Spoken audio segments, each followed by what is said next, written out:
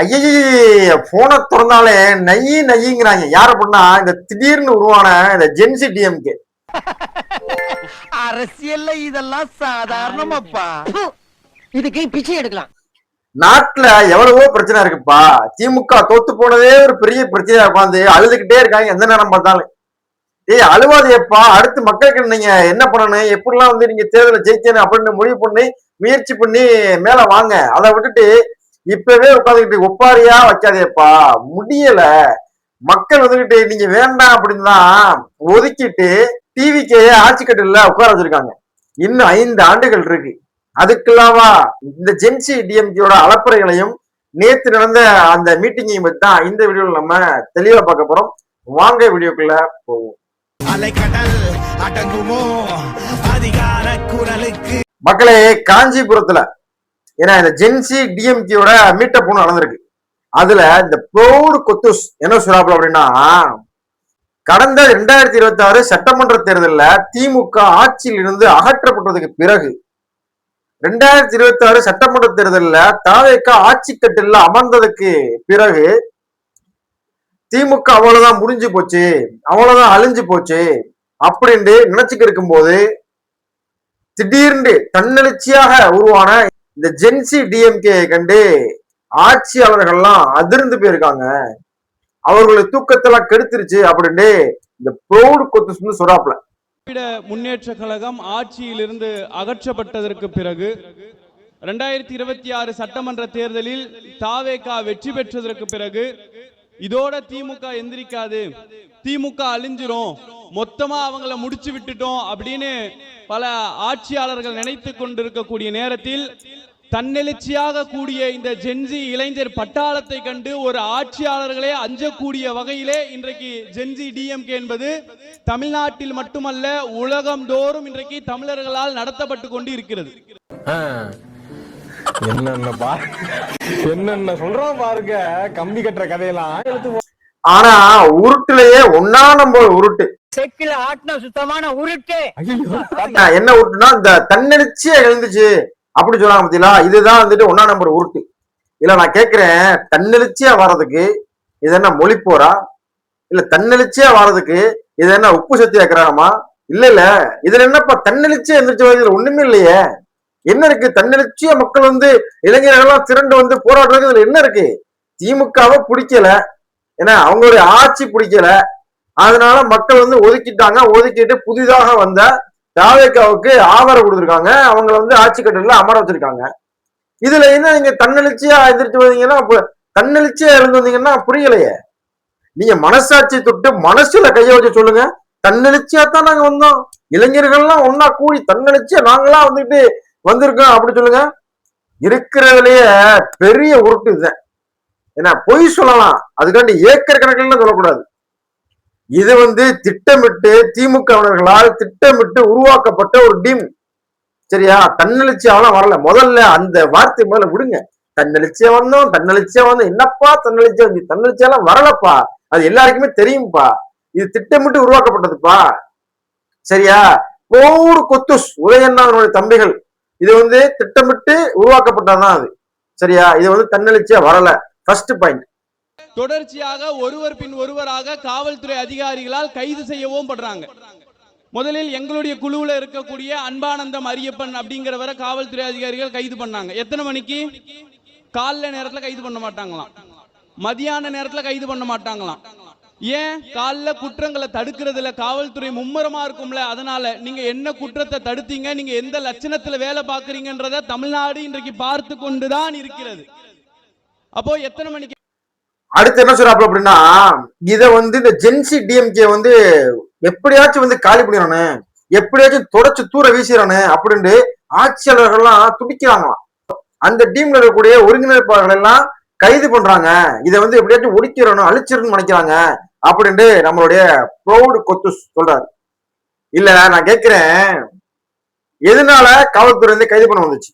தமிழ்நாட்டினுடைய முதலமைச்சராகக்கூடிய விஜய் அவர்கள் வந்து சட்டசபையில ஒரு விவாதத்துல முன்வைக்கிறார். என்ன சொல்றாரு அப்படின்னா, பேசலைங்கிறீங்க, ஆனா 5 நிமிஷம் பேசினதுக்கே குளத்தூர் ஆடி போயிருச்சு. 5 நிமிஷம் பேசினதுக்கே குளத்தூர் ஆடி போயிருச்சு. அப்புறம் பேசுனாக்கா எல்லாம் திருச்சி ஓடிடுறீங்க. ஏன்னா எங்கப்பா உங்க அப்பாவை காணா, இல்ல பேசலைங்கிறீங்க, உங்க அப்பாவை காணா அப்படின்னு கேட்டாரு. அதுக்கு என்ன அர்த்தம்?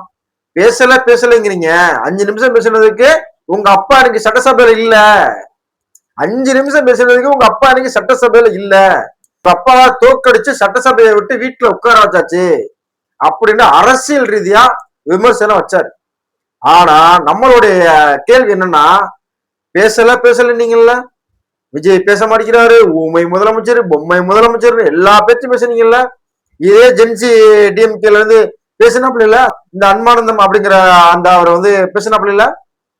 பேசிட்டு சரி ஓகே பேசுனா ஓகே ரைட்டு. ஆனா இதே திமுக இன்னைக்கு பிரதான எதிர்கட்சியா இருக்கு. இவர் வந்து முதலமைச்சர் வந்து பேசல அப்படின்னு நீங்க சொல்றீங்க, ரைட். பேசலைன்னா அவர் பேசும் பொழுது அவர் இருந்து இன்னைக்கு விவாதத்துல பேச போறாருன்னு எல்லாருக்குமே தெரியும், சரியா? பேசும்போது நீங்க இருந்து கேட்டு அதுக்கு பதில் சொல்லிக்கணுமா இல்லையா? அப்பாவா காணோம் அப்படின்னு அவர் சொல்லும் போது நீங்க எழுந்திருந்தீங்கன்னா பதில் சொல்லியிருக்கலாமா, சொல்லிடக்கூடாதா? ஆனா சட்டசபையை விட்டு வெளியில ஓடி போய் பத்திரிகையாளர்கிட்ட பேட்டி கொடுக்குறீங்க. இவர் உள்ளாக்க பதில் சொல்றாரு, இவர் வந்து உள்ளாக்க கேள்விக்கிறாரு, அதுக்கு பதில வெளியில போய் பத்திரிகையாளர்கிட்ட சொல்றீங்க. இவரு அரசியல் ரீதியா அப்பாவை காணோம், சட்டசபையில இல்ல அப்படின்னு இவர் கேட்ட கேள்விக்கு வெளியில போய் பத்திரிகையாளர் என்ன சொல்றீங்க? செங்கல்பட்டு கோர்ட்ல கணவனை தேடும் மனைவி, கணவனை தேடிக்க இருக்காங்க அப்படின்னு சொல்றீங்க. பர்சனல், அதாவது இவர் வந்து அரசியல் ரீதியா சொல்றத நீங்க வந்து பர்சனல் அட்டாக் பண்றீங்க. அவருடைய குடும்பத்துக்குள்ள போய் அவர் குடும்ப பிரச்சனைய சட்டசபைக்குள்ள என்ன உட்கார்ந்து பேசுற விஷயமா இது? ஒரு முதலமைச்சர் கேள்வி அரசியல் ரீதியா கேட்கிறாரு அப்படின்னா நீங்க அரசியல் ரீதியா பதில் சொல்லாம ஏன்னா சட்டசபையினுடைய வளாகத்துக்குள்ள இருந்து தனிப்பட்ட, அதாவது பர்சனல், அவங்களுடைய சொந்த பிரச்சனைகளை பத்தி பேசுறீங்க.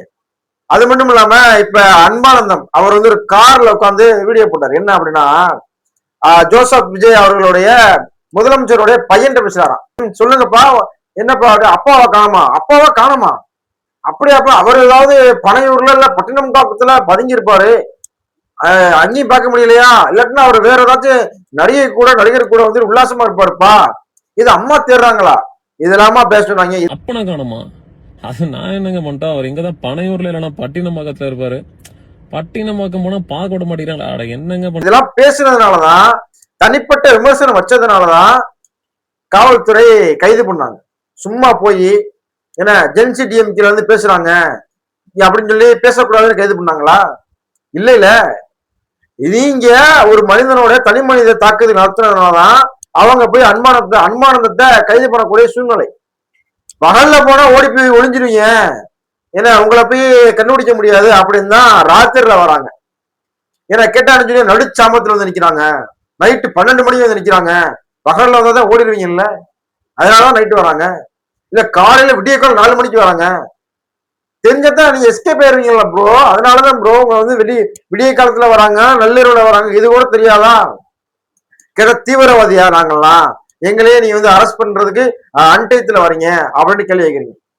இப்ப நம்ம என்ன சொல்றோம் அப்படின்னா, தனி மனித தாக்குதல் அரசியல் ரீதியாக பேசி அதை வந்து அரசு நடவடிக்கை இருக்குது, விஜய் நடவடிக்கை எடுக்கிறாருன்னா வன்மையாக கண்டிக்கக்கூடியது. அதை விட்டுட்டு தனி மனித தாக்குதல் அரசியல் ரீதியா பதில் சொல்ல முடியாம அவருடைய பர்சனலுக்குள்ள, அவருடைய வீட்டுக்குள்ள போய் அந்த கருத்துக்கள் எடுத்து வெளியில சொல்லும் போதுதான் அது மிகப்பெரிய சர்ச்சையா மாறுது. அடுத்து என்ன சொல்றாங்கன்னு பார்ப்போம் வாங்க. அப்பா எங்க இருக்கிறார்? எதுக்கு இந்த கேள்வி? அப்பா எங்க இருக்கிறார்? ஏன் கண்ணு தெரியலையா? என்ன கஷ்டம்னு தெரியல. சட்டமன்றத்துல ஒருத்தர் தேடுறாரு, அப்பா எங்க இருக்கிறாரு? அந்த சின்ன பையன் கேட்கிறான், அப்பாவை காணுமாமே அப்படிங்கிறாரு. அப்ப அவருக்கு பதில் சொல்ல வேண்டிய தேவை நமக்கு இருக்குல்ல. அப்பா எங்க இருக்கிறார் தெரியுமா? இன்றைக்கு தமிழ்நாட்டினுடைய முதலமைச்சராக அமர்ந்து கொண்டிருக்கக்கூடிய ஜோசப் விஜய் என்பவருக்கு சொல்கிறோம், பெண்கள் சிரமப்பட்டு கொண்டிருந்த ஒரு சூழல் தமிழ்நாட்டிலே இருந்தது. ஒரு 100 ரூபா வேணும், 200 ரூபா வேணும்னா கூட போய் கணவன் கிட்ட நிக்கணும். அவர் கேட்டா கணவன் உடனே காசு தூக்கி கொடுத்துருவாரா? 100 ரூபா உனக்கு எதுக்கு, 500 ரூபா உனக்கு எதுக்குன்னு கேள்வி கேட்பாரு. அப்படி பெண்கள் தங்களுடைய கணவர்களிடத்தில் கூட சுயமரியாதையை இழந்து அவர்கள் கையேந்தி நிற்க கூடாது என்று சொல்லி அப்பா எங்க இருக்காரு அப்படின்னு முதலமைச்சர் சட்டசபையில கேட்டாரு. அப்ப எங்க இருக்காரு அப்படின்னா, பெண்கள்லாம் கஷ்டப்பட்டு இருந்த போது ஏன்னா கணவனிடத்துல ஒரு 100 ரூபாய் கேட்கறது கூட சங்கடப்பட்டுக்கிட்டு ஏன்னா அவமானப்பட்டு அசிங்கப்பட்டு இருந்த போது நம்மளுடைய தலைவர் அதாவது முத்துவேல் கருணாநிதி ஸ்டாலின் அவர்கள் வந்து ஒவ்வொரு வங்கி கணக்குலயும் 1000 ரூபாய் கொடுத்தாரு. யாரு கேட்டது? பெண்கள்லாம் அவங்க கேட்டாங்களா? எங்களுக்கு வந்து புருஷன் காசுரம் அடிக்கிறாரு, கணவர் மேல காசுரம் அடிக்கிறாங்க, எங்களுடைய வங்கி கணக்குல மாசம் மாசம் ஒரு 1000 ரூபாய் நீங்க போடுங்க அப்படின்னு கேட்டாங்களா வந்தவங்ககிட்ட? இல்ல நீங்க வாக்கு வாங்குறதுக்காண்டி நீங்க ஜெயிக்கிறதுக்காண்டி ஒரு வாக்குறுதியை கொடுத்து அதை வந்து அதுலயுமே வந்துட்டு பெண்கள் அனைத்து பெண்களுக்கும் சொல்லிட்டு அனைத்து குடும்ப தலைவருக்கும் சொல்லிட்டு ஒரு லிஸ்ட் போட்டு குறிப்பிட்ட அளவு கொடுத்தீங்க. நீங்க உண்மையிலேயே பெண்கள் மேல அக்கறை இருந்துச்சுன்னா பெண்களுக்கு வேலை வாய்ப்பு ஏற்படுத்தி கொடுத்துருக்கணும். ஏன்னா பெண்களுக்கு கடன் உதவி தொழில் பண்றது கடன் உதவி ஏற்படுத்தி கொடுத்துருக்கணும். ஏன்னா பெண்களுக்கு பல வகையான உதவி பண்ணிருக்கலாம். பொருளாதாரத்துல நீங்க மாசம் 1000 ரூபாய் கொடுத்து அடிமையா வச்சிருக்கணும். அடுத்த ஆண்டு 2000 ரூபாய் கொடுத்து மறுபடியும் வாக்கு வாங்குவோம் அப்படின்ட்டு வாக்கு வாங்குற ஒரே எய்ம்ல ஒரே எண்ணத்துல நீங்க கொடுத்ததுதான் அந்த 1000 ரூபாய். சரியா? நீங்க பெண்கள் கவலைப்படுவாங்க, பெண்கள் கஷ்டப்படுவாங்க அப்படின்லாம் 1000 ரூபாய் கொடுக்கல. மனசாட்சி தொட்டு உங்களுடைய அப்பாட்டே போய் கேளுங்க, பெண்கள் கஷ்டப்படுறாங்கன்னு நாங்க 1000 ரூபாய் கொடுத்தோமா இல்ல அரசியலுடைய ஆதாயத்துக்கான கொடுத்தோமான்னு கேட்டு பாருங்க, சொல்லுவாரு. அடுத்து என்ன சொல்றாப்புல அப்படின்னா, பெண்கள் வந்து வேலைக்கு போற பெண்கள் இருக்காங்க, அவங்க மாசம் 6000 ரூபாய், மாசம் 9000 ரூபாய், மாசம் 10,000 ரூபாய் சம்பளம் வாங்குவாங்க. ஆனா அவங்களுக்கு வந்து பேருந்துல பயணம் பண்றது அதுவே மிகப்பெரிய செலவாயிரும். ஆனா அந்த செலவை குறைக்கிறதுக்காண்டி என்ன எங்களுடைய அப்பா விடியல் பேருந்து மகளிர் விடியல் பேருந்து கொடுத்தாரு அப்படின்னு சொல்றாப்புல. மகளிர் விடியல் பேருந்து கொடுத்தீங்க, அதுல பெண்கள் எல்லாம் பயனடைகிறாங்க, அது ஒரு பக்கம் இருக்கட்டும். ஆனா இன்னொரு பக்கம் பஸ் ஸ்டாப் அதாவது பேருந்து நிறுத்தம் வந்து இங்க இருக்கு அப்படின்னா 1/2 கிலோமீட்டர் தள்ளி அங்க போய் நிறுத்தி இறக்கி விடுவாங்க. அப்படி பேருந்து நிறுத்தம் இங்க இருக்கு அப்படின்னா 1/2 கிலோமீட்டர் இங்கிட்ட நிப்பாட்டி இறக்கி விடுவாங்க. ஏன் அப்படின்னா இந்த பேருந்து நிறுத்தத்துல பெண்கள் அதிகமா இருக்காங்க, இவங்களை ஏத்திக்கிட்டு போகணும், என்ன இவங்களை ஏத்தினா கலெக்ஷன் கம்மியா இருக்கு, ஆண்களை ஏத்தன அப்படின்ட்டு ஒரு என்ன ஒரு இதுன்னு தெரியல. அப்படின்ட்டு இந்த மாதிரியான ஒரு கேவலமான ஒரு சுச்சுவேஷன் எல்லாம் நடந்துகிட்டு தான் இருக்கு, இன்னைக்கு வரைக்கும் நடந்துட்டு தான் இருக்கு. அது மட்டும் இல்லாம ஓசி இங்க இருந்து அங்க போறதுக்கும் அங்க இருந்து இங்க போறதுக்கும் எப்படி போறீங்க? ஓசியில தானே கொடுத்தீங்க, மக்கள் வரிப்படத்துல கொடுத்தீங்களா இல்ல ஓசியில கொடுத்தீங்களா? இந்த காசு உங்க அப்பா வீட்டு காசு தானே உண்மையிலேயே இல்ல அரசாங்கத்தினுடைய காசா? கேட்க வேண்டிய சூழ்நிலை இருக்கா இல்லையா? மகளிர் விடியல் பேருந்து கொடுத்தது உண்மைதான். ஆனா எந்த பேருந்து நிறுத்தத்திலயுமே கரெக்டா நின்று ஏத்துறது இல்ல. எல்லா டிரைவரும் ஒரு சில டிரைவர்களை தவிர ஏன்னா மித்த டிரைவர்கள் எல்லாமே கரெக்டா அந்த நிறுத்தத்துல நிறுத்தி ஏத்தி விடுவாங்க இறக்குறாங்க அப்படின்னா கிடையாது. 1/2 கிலோமீட்டருக்கு முன்னாடி நிக்குது, 1/2 கிலோமீட்டருக்கு இந்த பக்கம் நிக்குது. மகளிர் எல்லாம் என்ன சொல்லுவாங்க தெரியுமா?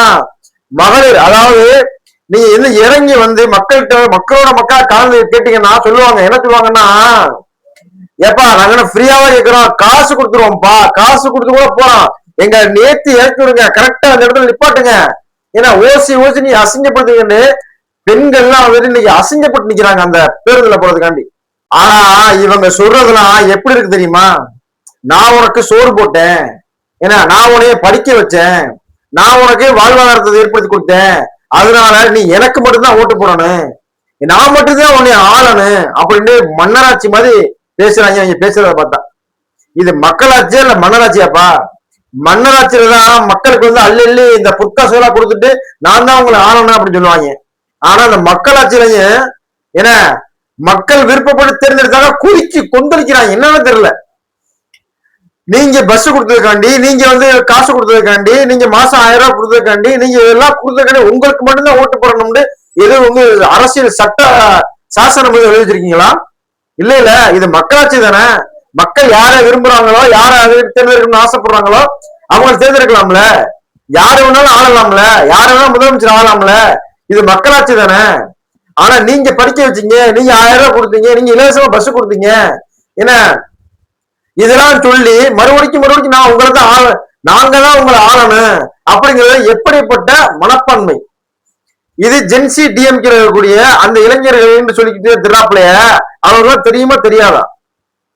மக்களாட்சியில வந்து திமுக மட்டும்தான் ஆளணுமா? இத மத்த யாருமே ஆளக்கூடாதா இல்ல எப்படி? எனக்கு ஒன்றும் புரியல. உங்களுடைய கமெண்ட்ல உங்களுடைய கருத்துக்களை கமெண்ட்ல சொல்லுங்க. மீண்டும் ஒரு வீடியோல பார்ப்போம். பை. நானும் வருவேன் தனி ஒருவனாய் உன் படையெடுப்பேன்.